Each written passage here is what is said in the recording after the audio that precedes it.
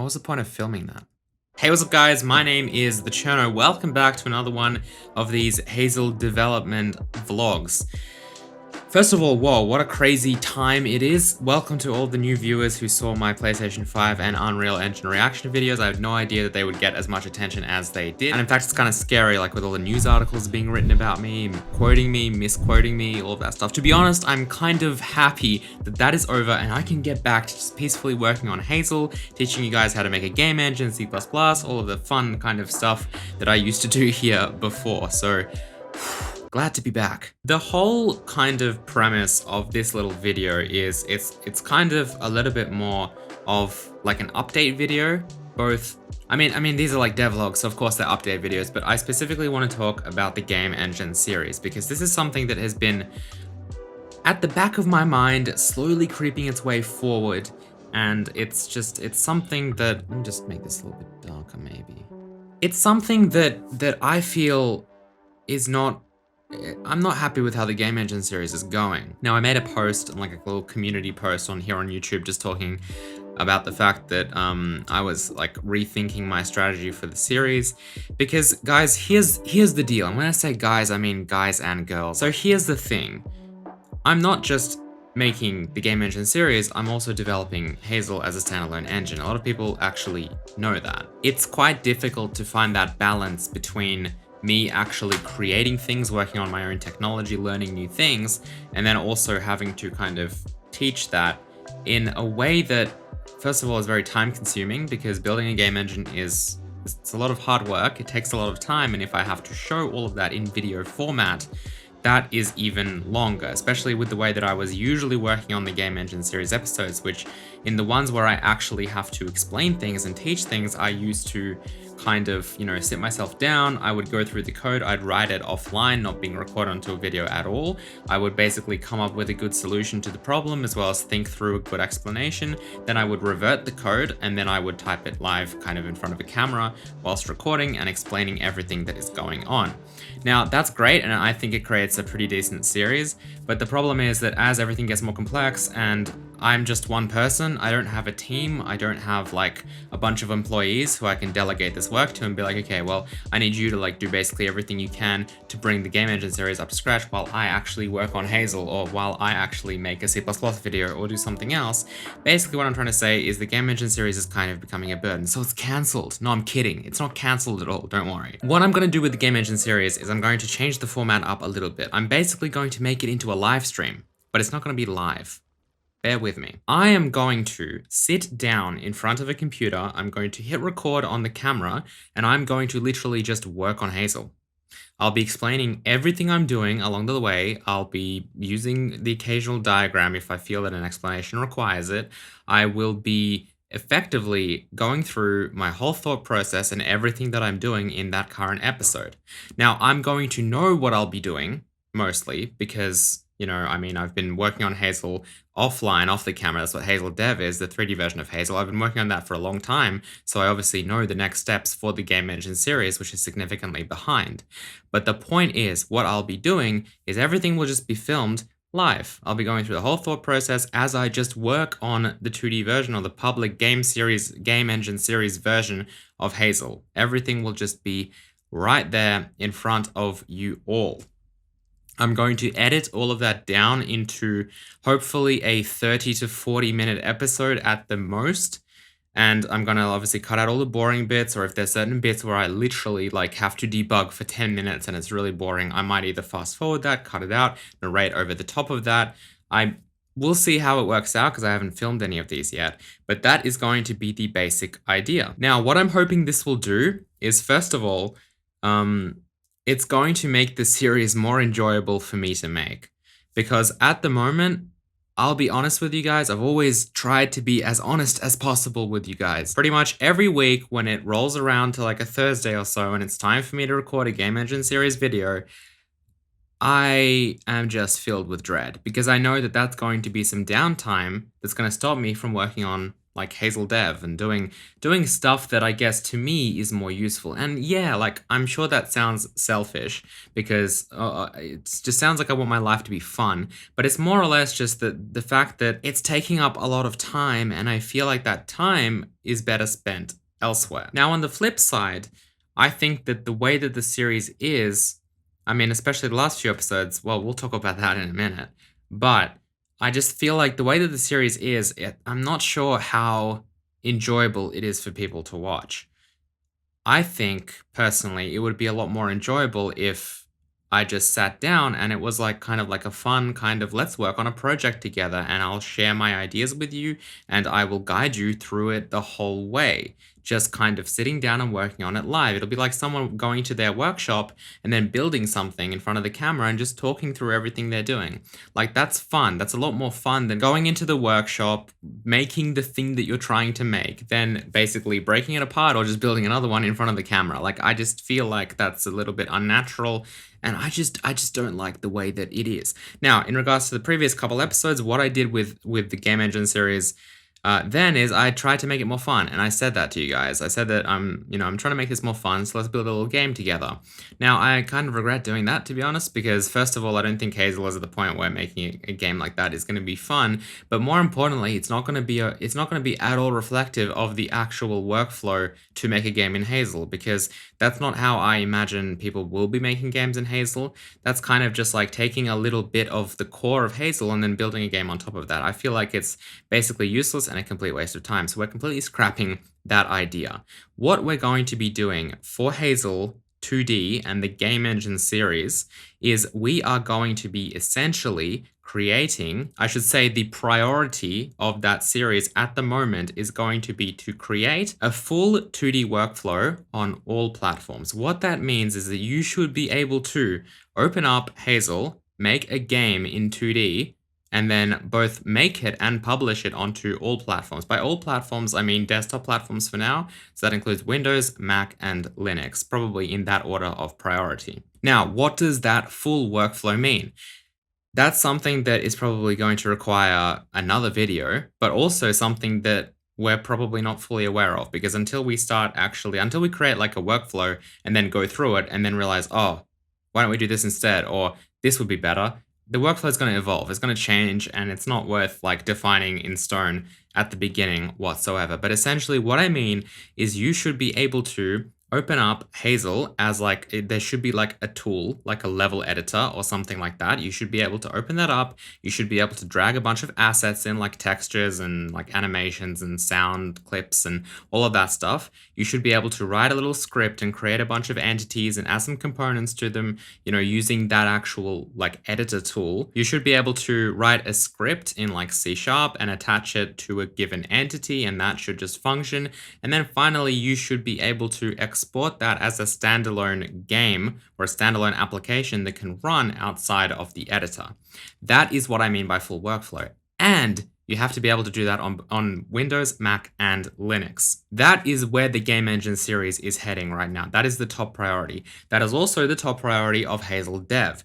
Hazel Dev is the kind of 3D Patreon only kind of version of Hazel that I'm writing in my spare time outside of the Game Engine series. That right now, and I'm about to show you what that contains as of right now, by the way. That's what this weekly kind of update is about as well.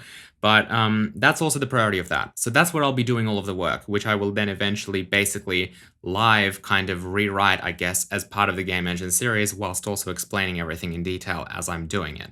But essentially, I'm going to take that and I'm going to create that full 2D workflow inside Hazel 3D. And that's going to be, live streamed on the Patreon live streams and all of that kind of stuff. That is the current plan. Let me know what you guys think of both the format of the series changing as well as the direction of what we're trying to achieve. Leave a comment below. Let me know what your thoughts are. I'm personally really excited for it. And part of the motivation for this is because as much as I love game engines, and let's be honest, I do love making game engines quite a lot, the creative kind of side of me, I feel, is starving a little bit because there's a lot of code, there's a lot of like designing workflows and just, programming like the base technology. There's a lot of that, and there's not much actual content creation.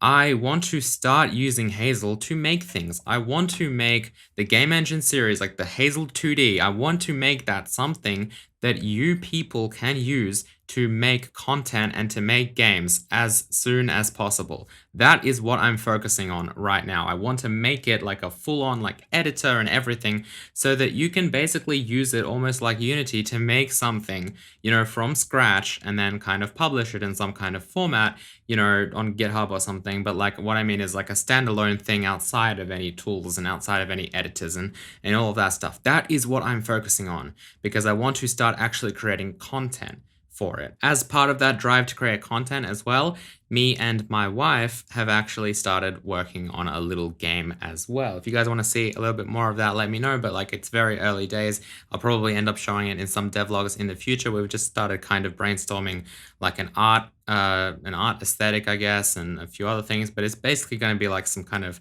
story-driven like 2D game, more on that later. But that is all part of my kind of commitment to actually create content for Hazel, because at the end of the day, even though I am a software engineer, I'm also like an artist at heart and a content creator, and I really feel like that part of me is kind of starving and in need of actual creativity. Anyway, I hope that you enjoyed this little kind of rant. I'll see you next week with another one, probably. Let me know what you guys are thinking in the comment section below. We're a community and I really do value all of your comments and all of your thoughts. I read all of them on these devlogs, I promise. I'm super excited. I think that's ultimately the best direction to take this. And tomorrow when I record the next episode of the Game Engine series, I'm actually looking forward to that because I'm just going to sit down and we're going to probably start working on the editor. I'm going to start working on like the editor. I'm going to bring in like the ImGUI docking library. We're going to set up like a dock space. We're going to make like a viewport for our actual game view and our scene view. And like, we'll kind of talk about that. And we're going to kind of just start working on that. And it's just going to be me working on it and filming it. It's not going to be like me having to spend a day trying to basically like set up a theatrical production like performance for you guys of me perfectly writing code without making mistakes, which doesn't even happen like most of the time. It's just gonna be fun. We're just gonna hang out, we're just gonna work on this project together, and I think it's gonna be so much fun. And who knows, maybe I'll even make it live at some point. But the reason I don't want to actually live stream it is because I feel like there will be a lot of kind of dead time there, and I would like to cut that out and make it like, a little bit more. I still want to make it a fairly polished product, but just maybe a little bit more relaxed and a little bit more spontaneous, because I think that's also a really good way to actually, I guess, teach people a bit more and show people what the actual kind of workflow and like what actually making this thing is like, and also the problems we might encounter along the way. I think it'll be beneficial to fix them in front of people as well. Anyway, let's dive in and take a look at Hazel Dev. So this is a 3D version of Hazel. It's available for patrons, of course. Patreon.com/thecherno, by the way, is the best way to help support Hazel, the Game Engine series, this whole channel, my whole life. You guys know the drill. It's worth noting that, like, I think I mentioned a month ago that for the month of May, I'm going to make live streams like half price. So if you guys like are a $5 patron, you'll get access to all of the live streams. I stream weekly for like several hours of me working on Hazel Dev. I've decided to just keep it $5 forever because I was really happy with all the new people that came as a result of that. And it's just, it's just nice to share the live streams with more people. So if you guys do want to support me and all of this stuff that I'm doing, then definitely check that out.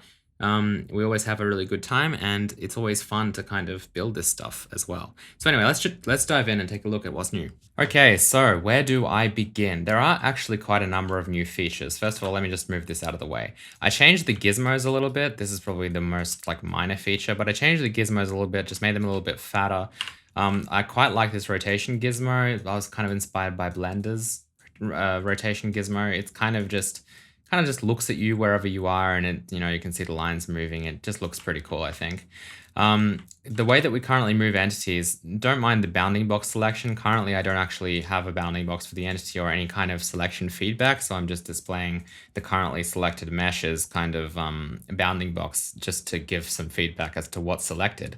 But if you look at this very temporary button in this very temporary location that says entity, what this actually does is if I click it, it switches between entity and mesh. This is what you're selecting. So if I select this is a separate entity here.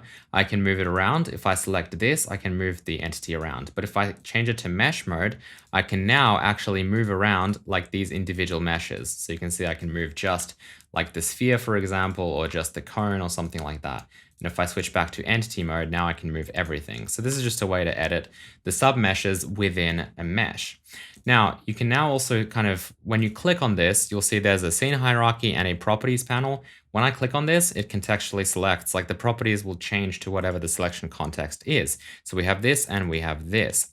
Now, the most interesting thing here is probably this new noise looking texture here. What I've been doing is I've been following Sebastian's like procedural land generation tutorial. I'll have a link in the description below, but I'm sure you guys have heard of it. This is like, I really like all of his videos. He has some amazing like code adventure videos. But the point is there's one series that he has where he's building this kind of procedural land generation, and he's doing so in Unity. What I've been doing is basically following that series, but in Hazel, which is an interesting concept, and it's kind of a cool idea I had that I really actually liked the sound of, because it basically means that I can somewhat work towards creating something that might be possible in Unity and also making that all dynamic. So if I select this, what you can see is, first of all, we have a script attached to it. We have the example.mapGenerator script.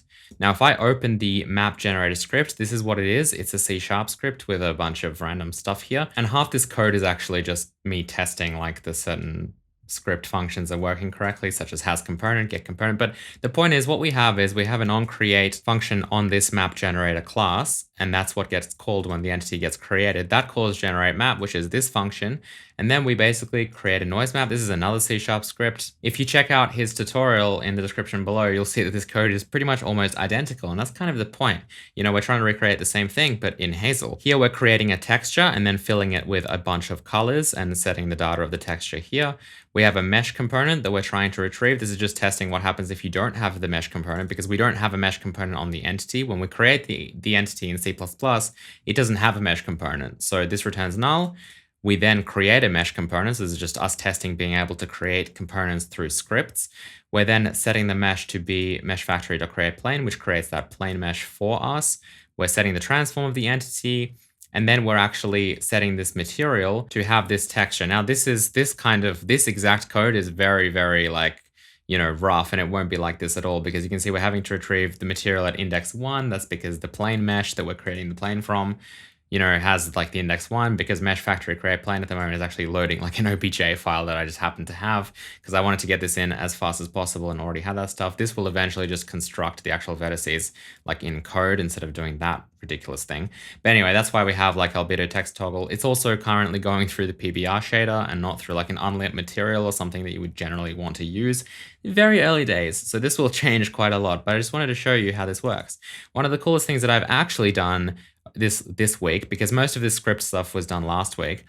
This week I added public fields being exposed to the editor, just like in Unity. So basically, map width, map height, octave, all this stuff, you can see that they're public integers, right? They're public fields. So what happens is if something's public like this, and I might change this to like require an attribute or something if you actually want it exposed. I'm not sure. I'm playing around with it. You can see this to do as well. I want certain things to show up in certain ways. But the point is, all of these public fields are over here, and you can change any of them. Now, because this is created on the onCreate function, right? So this isn't something that gets updated. These actually don't get updated until you run onCreate again. That's why I have this little run script button. This just calls the onCreate function again. So in other words, if I'll zoom in here a little bit. If I change this to like 256 by 256, maybe I'll, you know, change the seed and I hit run script. First of all, the entity is going to move back to its original location because it's going to rerun the script. It's not going to recreate the entity, but it's going to rerun the script. And the real reason that it's actually snapping back to there is because we're actually setting the transform to be a certain thing. Like in this case, we're setting the transform to be a scale of 10 with no translation. So because we're setting the transform, we're effectively resetting it back to be here. If you got rid of this, then obviously the entity wouldn't actually move. Now, if I, you know, let's see, what else can we do here? Let's change the seed. I'll hit run script again. You know, we can change like the offset. This is a vec2 that's exposed. We have a noise scale that we can also run here. Anyway, the point is you can set this to whatever you like, rerun the script. It's all really cool. Now, if you have a script, so this this test entity here, for example, this script, which is example.script, which if I find that, it's this thing here, you can see this has a public float speed, and the speed is actually used in the onUpdate function. That's even better because it means that I can just, use the arrow keys like before to move this entity, but then if I just increase the speed here, I don't have to do anything, right? It's just going to run faster because obviously that variable is being used inside the onUpdate function. So yeah, pretty cool stuff. I'm really happy with this. I need to keep following this tutorial probably, and hopefully we'll end up with some procedural landmass completely generated in Hazel. There are still a lot of things that I want to do, like, we should be able to have like an asset manager and be able to create materials and then drag the material in here, for example, and that would be our unlit material, because at the moment, as I mentioned, this is actually being used. This is a PBR material, so you can see we can change this, and it also is influenced by this kind of, skybox environment map and all that stuff, and by the camera exposure and all of that stuff, which is probably something you wouldn't want for just, a little texture entity like this. But yeah, that's there. So that is how that stuff works, and that's what I've been working on this past week, mostly just getting all of these kind of public fields exposed like this. So hopefully that gave you guys a little bit of an insight into what is new inside Hazel Dev. Remember, if you want access to the source code and the live streams, then check out patreon.com/thecherno. I'm really excited about this stuff. If you're worried that Hazel's turning into Unity, then please don't be. I just think it's a nice first step to kind of establish what people already, say is a very easy, intuitive workflow, and then work from there to improve it. So what I'm doing is basically making sure that it is at least as easy to follow Sebastian's tutorial in Hazel as it is in Unity. And then from there, we're going to add some cooler features and make this a completely new experience. I think it's just a good starting point. Hope you guys enjoyed this video, a little bit of a Hazel Dev / Game Engine series catch up. I will see you tomorrow with the new Game Engine series episode, and there's so much other stuff I want to talk about that I still haven't. In fact, in the last Hazel devlog, the Take It Slow one, I talked about, the ECS and C# and how there's just so much stuff that I still want to talk about. If you guys want to see those videos, let me know and I'll try and make them a little bit quicker. But there's so much that I've, learned and discovered as part of the process of getting, an ECS and C# and all of this stuff into Hazel Dev that I'd love to share with you guys, and I probably will pretty soon. But thank you for watching. Love you all. Goodbye.